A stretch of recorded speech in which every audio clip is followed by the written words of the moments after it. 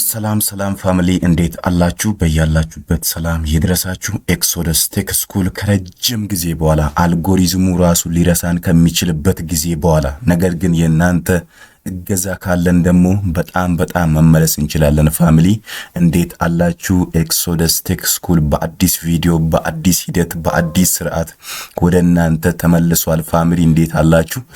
በያላችሁበት ሰላም ይብዛላችሁ። እንዴት አላችሁ? ኢቲኤስ ውዱ ቻናላችን ተመልሷል። ፋሚሊ ከአምስት ወር ቆይታ በኋላ ከረጅም ጊዜ በኋላ ከጠፋንበት ፋሚሊ ተመልሰናል። የጠፋውበትም ምክንያት በተለያየ ኬዝ ነው ፋሚሊ።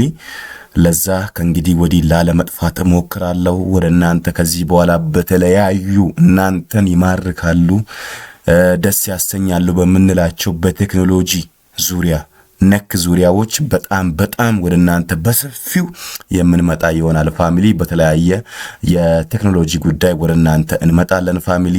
አዲስ ጉዳዮችን ይዘናል፣ የተለያዩ ርዕሰ ጉዳዮችን ይዘናል። ስለ ኢንፎርሜሽን፣ ስለ ቴክኖሎጂ እንዲሁም ስለ ኢሚግሬሽን ጉዳይ እንዲሁም ስለተለያዩ ስለ ውጭ ሀገር ፕሮሰሶች፣ እውነተኛ የሆኑ የውጭ ሀገር ፕሮሰሶች ኢንፎርሜሽን አለን። ለማንም ደላላ ሳትከፍሉ፣ ለማንም ጠበቃ ሎየር ሳታዘጋጁ ራሳችሁ በራሳችሁ ተጻጽፋችሁ መሄድ የምትችሉትን ስርዓት ይዘናል። ከያዝናቸው አዲስ ነገሮች 3 ነገሮች ልንገራችሁ። እሱም የውጭ ሀገር ፕሮሰስ ነው። ወደ ተለያዩ አውሮፓ ሀገራት ወይም ወደ ተለያዩ አረብ ሀገራት እንዴት አድርጋችሁ በራሳችሁ እጅ አፕላይ አድርጋችሁ ከዚህ ሀገር መውጣት እንደምትችሉ በተማራችሁት ሰርተፊኬት ሊሆን ይችላል።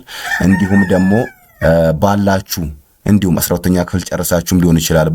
በጽዳት በተለያዩ ነገሮች በላቦር ሰዎችን የሚቀበሉ ሀገራት አሉ። እነሱንም አፕላይ የምናደርግ ነው የሚሆነው ፋሚሊ።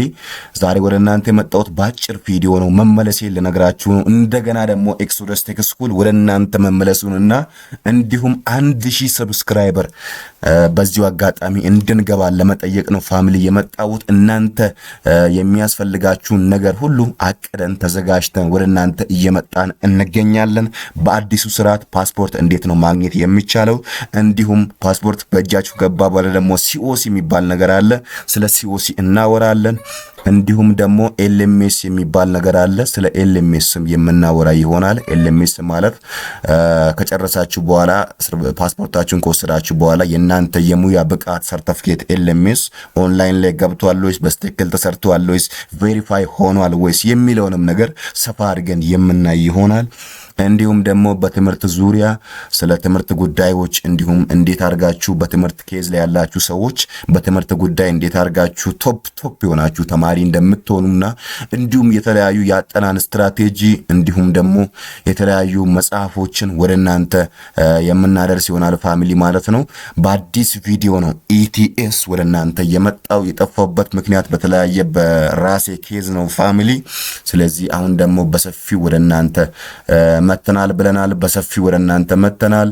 ቪዲዮ ኤዲቲንግ ሊሆን ይችላል፣ የግራፊክስ ዲዛይን ሊሆን ይችላል፣ ተምብኔል አሰራር ሊሆን ይችላል።